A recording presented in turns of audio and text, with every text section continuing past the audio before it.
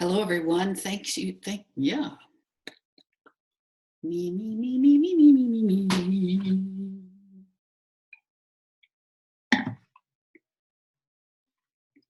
me. Hello, everyone. You've made it to the webinar Graphics for the Beginner, and thanks for joining me here today. We're going to have fun in this 1 hour session, and to begin with, I hope that I can have you find the chat box feature on your screen. It should be part of a toolbar that will be at the bottom or top of your screen. If you don't see it, scroll over either the top or bottom of your screen with your mouse, and it may be under a heading called More that has 3 dots, and if you click on the word More, chat box will come up, and with luck, look something like this. And I hope that you will use that to write your questions to me in the chat box. I'll be able to see them as we go along, and everyone else will be able to see them as well, which is helpful because other people might go, oh, I didn't have that question. And I will answer them as I can after seeing them. If it doesn't fit in with the topic at the moment, I'll save it for the end, or may even save it for emailing with you after this webinar concludes, depending upon the questions. So thanks very much, everybody, for joining in. We're going to spend 1 hour, and just as a reminder, this is being recorded, both the audio and visual, and you will get a complete video recording of this webinar after the fact. Probably about 2 hours after we conclude, you'll be sent a link to the webinar. You'll be able to use that forever if you keep the link, and you'll be able to review what I've said today. So no need to take extensive notes, but whatever works for you is good. So let's get moving.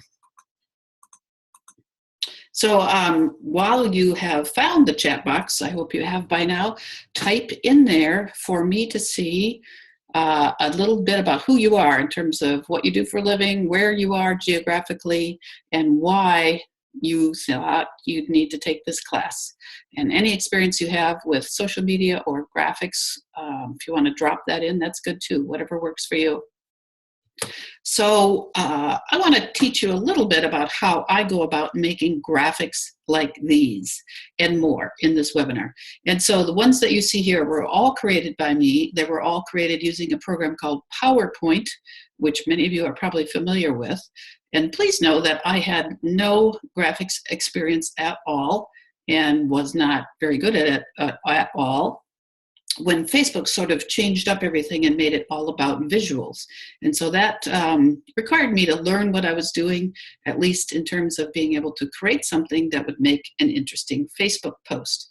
So what you see below are what in the world of social media is called a meme, M-E-M-E, and their intent is to be posted on social media and to go viral, to be spread around by people because they are so wonderful and interesting. That's the intent anyway. So what you see here was created by me very easily, and I'm going to show you a few of the tools that I use to do that. And know that this kind of thing that you see here is among the most popular type of content you can put up on social media or in your email newsletters or on your website. So just keep that in mind as we go ahead. Today's agenda, first and foremost, we are not going to be discussing Photoshop, which is how the big guys do this, how the professionals make photos look different than they were in the original. It's the way they reshape them and resize them and put words on them. We're not going to touch Photoshop because I've tried and I've flunked Photoshop.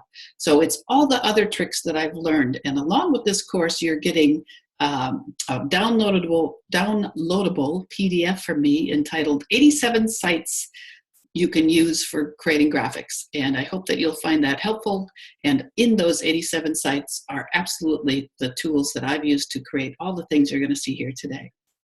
So we are, in fact, going through the importance of graphics and photos on social media sites, an introduction briefly into copyright law, photos and stock photography, where you can find them, where you can edit them, and how to do graphics like any image that isn't a photo, how you can create some of the things that you've already seen, and how to combine photos and graphics together and throughout a lot of the sources and resources as I've mentioned.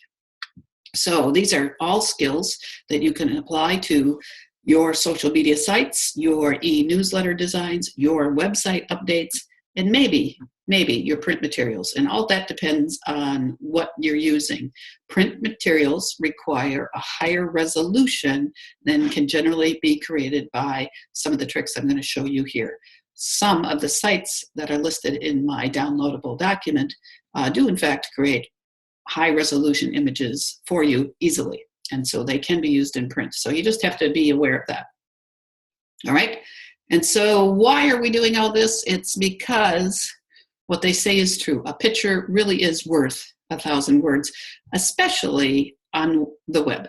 In other words, people have come to expect interesting graphics with everything you post. And when you put up an interesting graphic or photograph, people do respond to it. They will, on Facebook, they will like and comment and share it. If it's in your e-newsletter, they will simply notice it, and that will help them to notice the text that you've brought along, the message that you're trying to convey. So a picture really is worth 1,000 words in this world. Take a look at this photo showing on your slide. What do you see there? Think about it. And do you have a reaction to it upon seeing it? You probably do.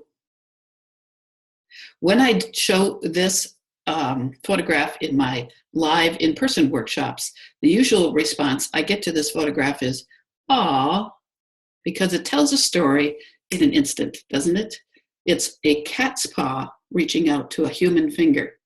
And it's probably not surprising for you to learn that this is from a Facebook page for the National Humane Society. Right there in 3 seconds, they've conveyed everything their entity is about, and they've elicited an emotional response from the viewer. And that's what you're trying to achieve. All right, here's what we know from the data. On Facebook, a post with a photograph is going to generate 53% more likes, gives it the thumbs up, 53% more times than something that doesn't include a graphic. Now, while we're on the subject, what you're seeing here is an illegal image. I stole this image from a report that I downloaded. I got it for free, the report, and I stole this image right from that. And when I say stole, I mean that literally. I should not be using this. I should not be using it because you paid to have me teach you this stuff, and I am using a graphic that was created by somebody else. And by virtue of being created by somebody else, that person or entity owns the copyright to it. Just because I found it on the internet, just because they gave it away for free, does not mean I can legally use this in my for-profit entity. So I have marked this and a few others in this presentation as an illegal image, just so you know that I'm aware of what I've done and to alert you, do not do this. All right? I'm going to teach you all sorts of tricks that will help you not do this. So I, however, did create this little box that says illegal image, this one over here. I used it. I created it, using a website called Designmantic. That's included in your 87 sites to use. Designmantic is a place that will very easily let you create things like this, little icons or logos. Many people have used the logo creating powers of this site to create an actual logo that they use for their business or entity. I use it a lot to create recurring images that I want people to understand are part of a series. So you'll see this illegal image document and something like it coming up whenever I want to reinforce that idea that this is illegal, or to use as a logo type and icon to catch your eye each time I use it. So Designmantic, wonderful site that I use. All right, so some more images that I stole from that very same report, just to show you that what we know is true. If you can show something rather than tell it, show it. So the internet is all about visuals these days, and you absolutely need to get some visuals going on your website, your Facebook posts, and in your emails, your mass emails. Pictures, images, infographics, videos, and animations. Videos are up and coming, and I do a variety of different workshops on video and video production that you can see on my website.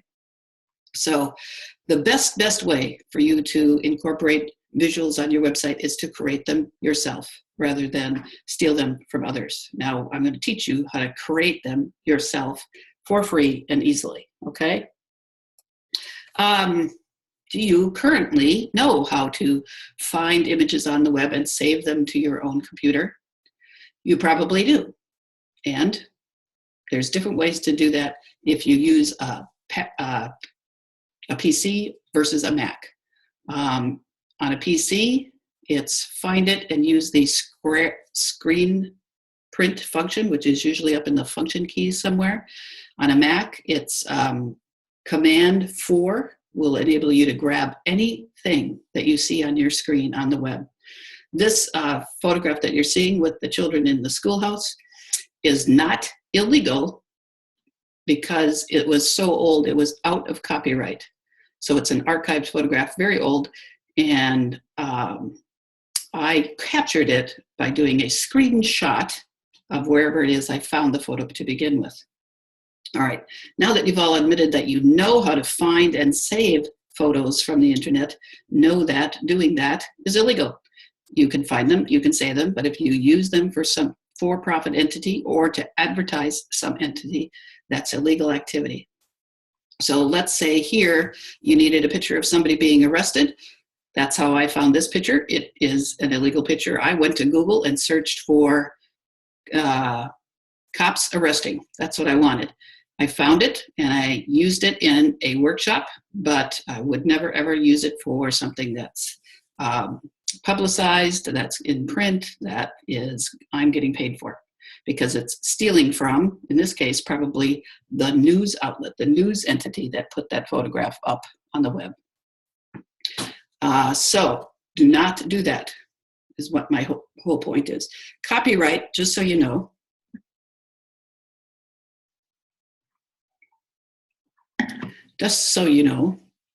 copyright applies to everything you see on the web. It's the same as if you had taken the book War and Peace and put your name on it and put it out to the world as if it was your own. That's wrong. It's a violation. Somebody owns whatever you're seeing on the internet. So many people misunderstand that. All right. There are guidelines, legal guidelines, although in short, the jury is still out on intellectual property and copyright use and how it applies to the internet. But there are things called fair use. It's considered fair use if you're using it for teaching purposes, which I'm doing here, or for research or for scholarship. I'm having trouble with my hair. I'm going to start this slide over again. So this is a document you'll also get as a part of my course. It's a document that discusses the legalities of using things that you find on the web or elsewhere. The jury is absolutely still out on what you can and can't do with things from the internet. And there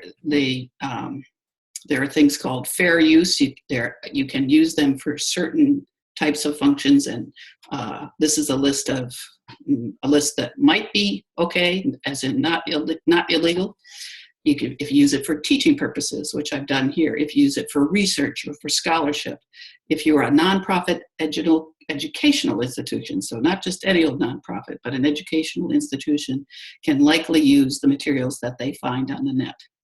Opposing fair use, and here's what my point is, if you're using it for a for-profit, a commercial entity, so let's say you love that picture of the guy being arrested and you slapped it on a poster for something you were doing to raise money, for your own commercial uses, that would absolutely be against fair use. So know that intellectual property is a whole body of law. I am not a lawyer, I just play one on the internet, but my overarching message is don't do it, all right? How not to do it. Know that the graphics that you're going to create for your social media sites, your e-newsletter, or your website, they don't have to be perfect. They don't have to be what the big guys do, what the Coca-Colas of the world are spending money to do. It doesn't have to be perfect. It just has to be clear, all right? So what you're seeing here is my photograph, a photograph I took as I was wandering around beautiful New England one fall and came across a farmer's market that had their squashes displayed in this manner. And so I took those squashes and dropped them into a program called PicMonkey, mentioned here on your screen. PicMonkey is one that I use all the time. It's one of my favorites. It is starred and gets a star rating on the document you'll get as part of this course. So it's my photo dropped into this site called PicMonkey, and then I was able to structure the photograph such that it's going to be the right size for use at the top of my Facebook page, that big banner image that comes at the top of Facebook. I added the scrolly text, which was provided to me by PicMonkey, and that's all it was to there. That's all there was to it. It was about 7 minutes of my time figuring out how to do this. In PicMonkey, I created it and then I downloaded it, saved it to my computer. I can use it forever. It now belongs to me because PicMonkey is a site that is copyright free. All right, that document that's attached, as I've mentioned, has 87 different sites where you can edit and download and find copyright-free photographs and graphics. We're going to show that in action a little bit more. So here's a photograph I found on a free stock photo site called Pixabay, Pixabay.com. Again, that's in your document. I found the cow in the field. I remembered an old bad joke about, hey, he's outstanding in his field. And I said, oh, that could apply to my teaching of social media. Be outstanding in your field, learn social media marketing. So I had the creative idea of the tagline, be outstanding in your field, but I borrowed somebody else's wonderful photograph of a cow in a field from that stock photo site where I got the photograph copyright free and for free. It cost me nothing. All right. Here's just a few more examples. This gentleman scribbling on a whiteboard. I needed something to illustrate this idea for a blog that I wrote about how to refresh your website. So it looks like this guy is planning a website. I found that photograph on a stock photograph site for free, copyright free. Okay. Here's a thing that I did. It was part of that original graphic I showed you at the beginning of this webinar.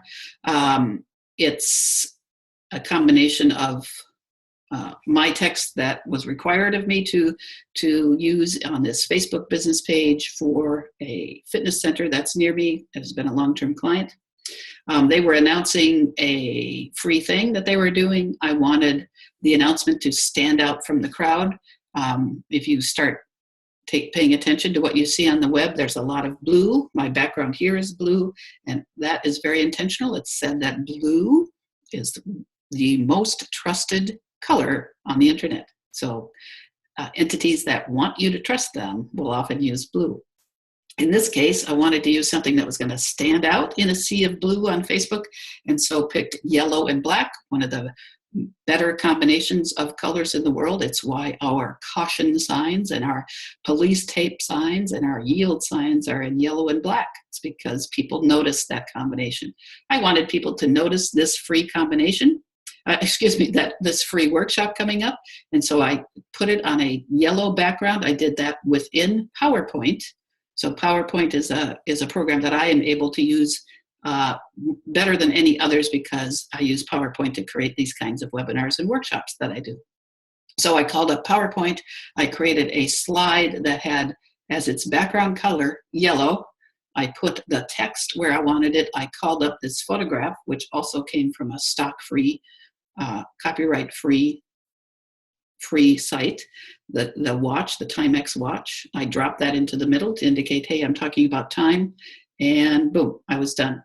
That was a PowerPoint slide originally. I just left it on my screen, much like you're seeing here, and I took a screenshot that just covered that square part of the slide, the yellow part with the text, and that was enabling me to make it a size that worked on social media, and extremely easy. Again, the whole thing probably took me 7 minutes or less.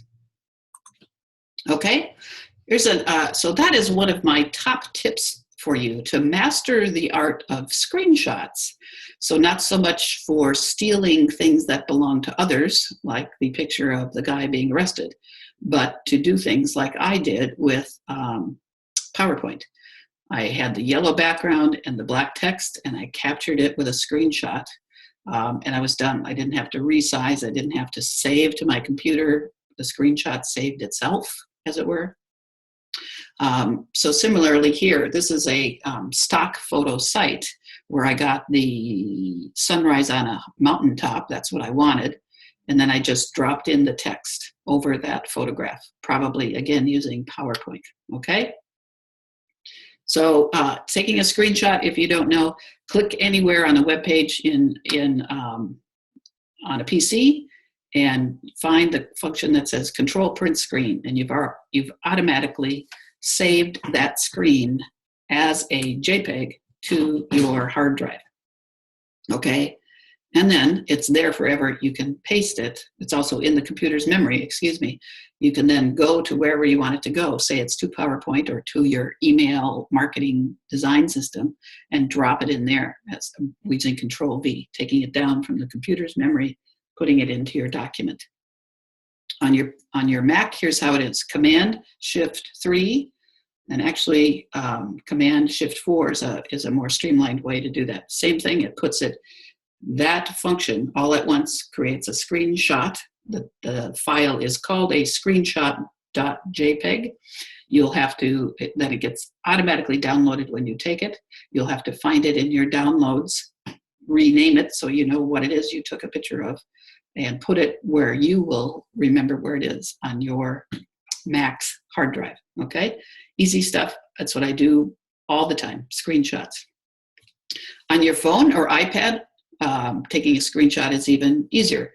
On the phone, if you haven't done this, it's the home button and the on-off button. So where I've got these orange strips simultaneously, there's the home button. On the edge of this phone at the top is the on-off button. Doing those simultaneously creates a picture of your little old screen and stores it in your camera roll. What you're seeing on this photo at the moment is the screenshot of my phone at that moment. So it's showing you the apps, it's showing you the photograph I have behind there, and that photo is stored in my phone's memory for me to save forever for whatever, or for me to call into one of the programs where I can edit it, okay? PowerPoint in combination with other online photo editing sites are one of my favorite things to do. Now, you might not have experience with PowerPoint, but you're going to have to trust me on this. It's one of the easiest way to figure out how to design things.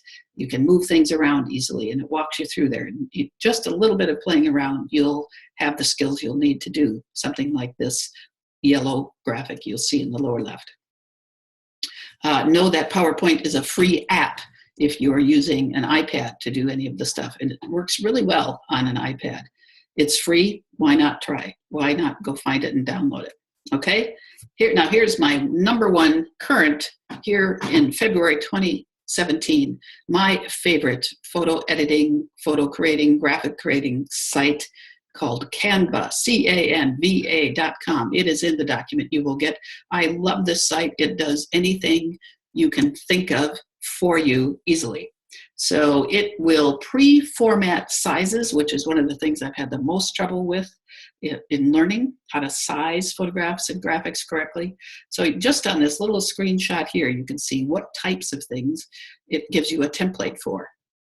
Social media, this means create a social media post. And if I clicked on that, it would format anything that I created there as a size that's appropriate for a post on Facebook and probably a post on any other social media sites.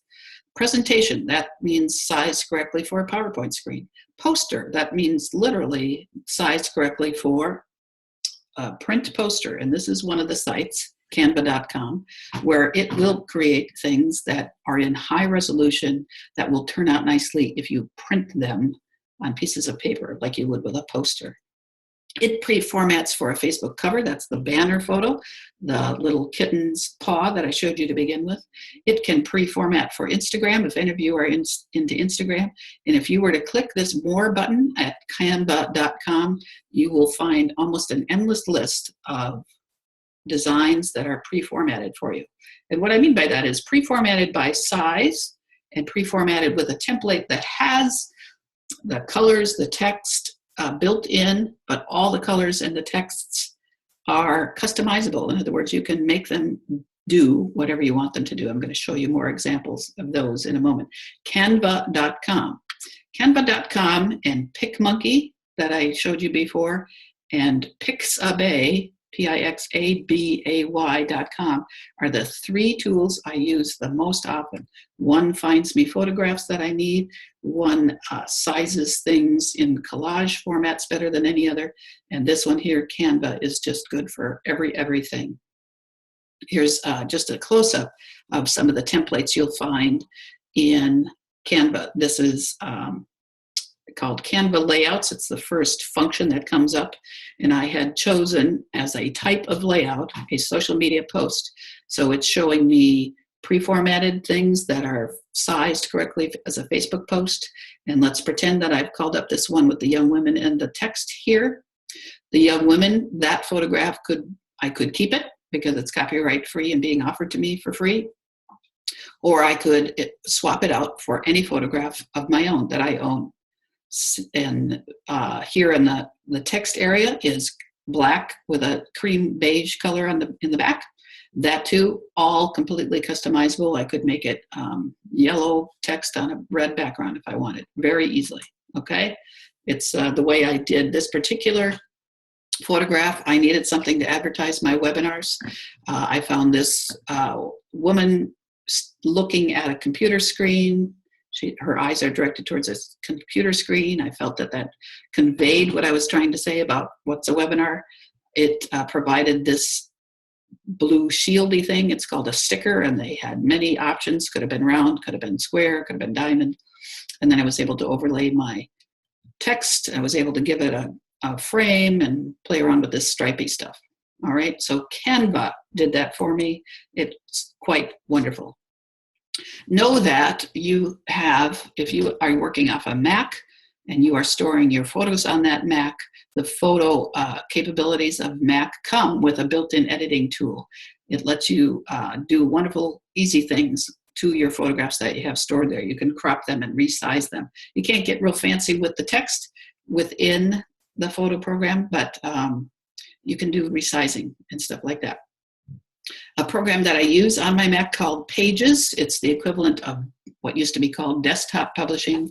Pages lets you design things. Sometimes I use that program to design a piece for print because it's geared towards words much more than some of these other ones, say a newsletter or something like that. And once you've used Pages and created a design, then you can call in your functions of saving that to your hard drive, but then capturing pieces of it as a screenshot. So that's a tip that I've done a lot. So I'm going to give you a demonstration here of how to grab a screenshot or download a photo to camera, how to upload it, how to use ImageChef. I'm going to skip that previous slide altogether. Lastly, here's one of my top 5 websites that I use for creating graphics. This is a site called Image Chef, imagechef.com. Once you go there, on your first visit, you're going to think, I am crazy. It looks like something your teenager would use, and in fact was invented for your teenagers to use back when MySpace was big. And if you don't know what MySpace is, never mind. Just know it was a cheesy way that kids did social media before Facebook took over the world. Okay? Image Chef, you can find all sorts of cheesy things there, and you can find templates that absolutely every now and then are totally appropriate for business purposes. So here on the right is a blue sticky note. That was a template within Image Chef that I uploaded and then customized the text on it. So meant to convey, I've written out a sticky note to remind myself. So I'm saying, don't forget to come to these classes we have at our fitness center. Okay, I did that within Image Chef entirely. I saved it to my computer and I was done. Here's a snapshot of what you see when you go to Image Chef, and you'll see what I mean. Is it for kids or what? It is fun stuff. Whenever you're trying to convey fun on your sites, you might consider going here. Grumpy Cat is a recurring meme that you'll see all the time. But up here in templates, you will find a section called Fun Notes, and you'll find within that a section called Business. And all sorts of those things that you'll find there are absolutely appropriate for your sites. There's another one of my favorites I found there, a calendar sheet, and I use that. The dates and times and years are customizable, so I use this every now and then when I can't think of something else to illustrate an announcement of an event coming up on a certain date. Meme generator, this is what I mentioned earlier about a meme. This is a meme. This grumpy cat shows up all the time, and people customize the words they put over his face. Meme generator is a website that I'm going to mention, but this post is bad. Again, PicMonkey is a place that I use all the time. And it works very well for posts that are intended for Facebook and posts that are intended for Pinterest, if any of you are up for that. And I'm going to demonstrate that by switching over in a minute to PicMonkey Live. Here are the kinds of things you can do with PicMonkey. Collages, Facebook banners. Finally, here's another one. Every now and then, I come across something I'm trying to do that is too complicated for one of these other programs to handle. And I need something more like Photoshop, yet I have flunked Photoshop. Here's one that I found online. So if you happen to not have a photo editing program of any sort on your computer and you can't figure out any of these other sites that I've mentioned, try this one, online-image-editor.com. Again, listed in your document called 87 Sites You Should Use. But I have had great luck with this one when I'm struggling with making something fit and putting text over it. This is the place I go to when I'm stuck, okay? Here's just a comment about doing infographics on your site. You should. People love infographics. And what I mean by that is a graphic way to convey complex ideas. So here again is my illegal image logo that I created in order to show you that I stole this clipboard art from someplace to illustrate what I'm talking about. Anytime you might have something really long and complicated to display, don't display it on Facebook or in email or on your website with a bunch of words, because people don't have time for words anymore. See if you can distill it down into some bullet points and do something like this. Put it on top of a clipboard. I've been known to do that. I've been known to take complex information and put it over an image that looks like lined notebook paper. All these tricks you'll learn after doing this a little bit. You'll start being inspired, like, oh, I could do this, I could do that, okay? Canva, again, wonderful site. Here's how that works. Don't forget the simple things. Know that if you are in Word, if you use Word on your Mac or PC, or if you ever use PowerPoint or Keynote, know that each of those has a function called clip art. You can insert clip art into whatever you're designing. And yes, it's often cheesy. It's the smiley face. It's the happy smiley face. It's things like that. but every now and then being cheesy is absolutely what you're needing for the tone of something that you're creating. All right, so here's just a few of my favorite. Yeah.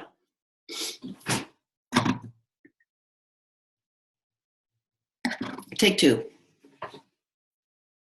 Okay, so here's just a few of my favorites from my own portfolio, things that I was quite excited about finding or using or creating.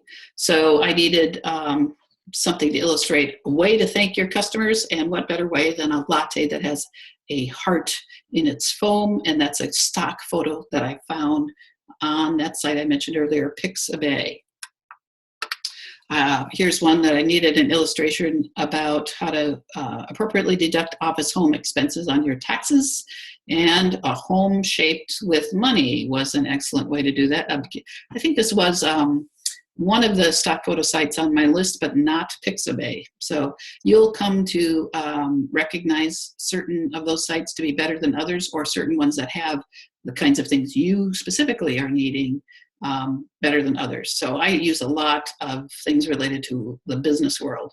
And so some sites are better than others at that. The most common thing I do for my graphics creation is to repurpose stuff from my own files, or to repurpose stuff that clients have given me to work with if I'm creating it for that client. In other words, a client might give me an e-newsletter and say, could you turn this into a social media post? And that's very easy for me to do with all of these tools, with the editing sites that I've found, with the concept of screenshots, all right?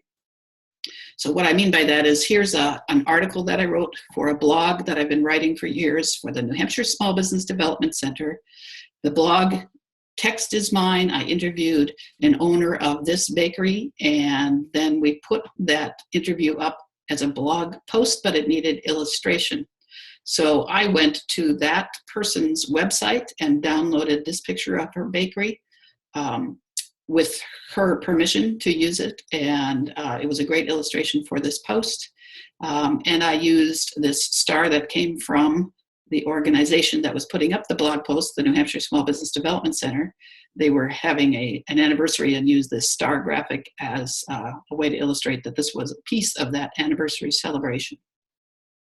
So that's what I mean by repurposing stuff that is elsewhere done by others with permission. Similarly, I used photographs from that bakery's website again to make a Facebook cover photo, a collage that was displayed on the Facebook page of the Small Business Development Center for the week that that blog post was live. All right. Another example of using a Facebook cover photo to give a lot of credit to the people who were being talked about. Their product, there's a shot of their face, the owners of the business, and a shot of their business and their name. All of that was created, that collage was created within PicMonkey using shots from their website. Okay. When you're really, really stuck, don't know what to do, you have to say something on your Facebook page, you haven't said anything for a while, find a quote. Here again, I did this within PowerPoint. I found the words from William Shakespeare. It was in the dead of winter. My client was a professional theater, so why not take something from Shakespeare about theater? Winter was really bad. And so this was a perfect quote for me to put up in the dead of January one year. I did it on PowerPoint. I took a screenshot, I uploaded to Facebook. Everybody was happy. Similarly, for that same theater, I used a set of templates that provided this oval thing for me in a colored background. Those templates came from a place called HubSpot, HubSpot.com. And they are often giving things away. They are a social media management company that will cost you too much money to use their services, frankly. But they give away a lot of things, quite often involving templates of graphic creations that they have created, and they give it away. So I used that to create this oval and the purple experience. It was just sort of inspiration for me.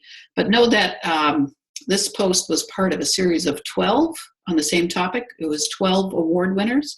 So anytime I wanted a post per each award winner, I used the same graphic. And that was, in a sense, branding that series, branding it so that people saw, oh, there's another one. There's another winner next Tuesday, and there's another winner. I do that kind of thing a lot, doing it in a series of small posts, but making all the posts look alike, have the same feel. Here's another one that I did during the Christmas season. We did the 12 days of fitness at the fitness center. So I came up with the green and red combination here, and it was always somebody's face in the red side and always the text in the green side.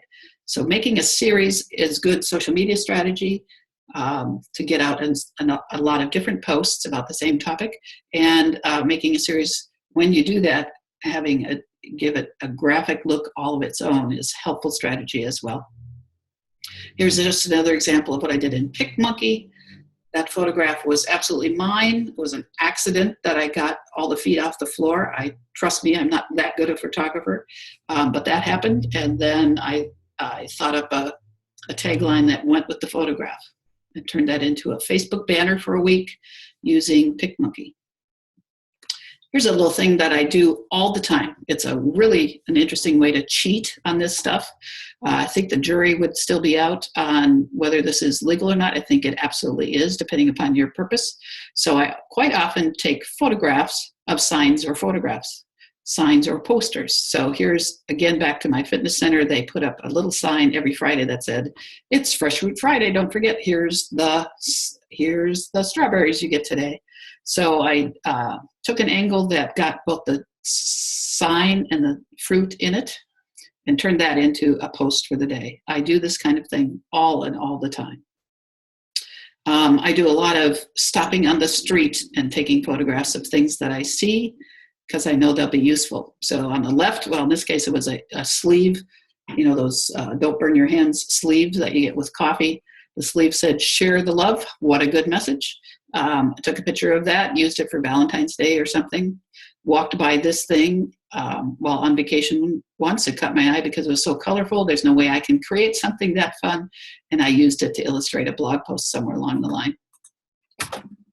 All right, well, now we're back to where we started with my series. These were fitness tips that I put up every Sunday night for the fitness center. Every Sunday night, I had a series called Motivation for Your Monday to Come. And it was just something stupid to remind people, Monday's coming, you can make it a great week, go back to the gym, okay? So that concludes Graphics for the Beginner. I hope that you found it useful.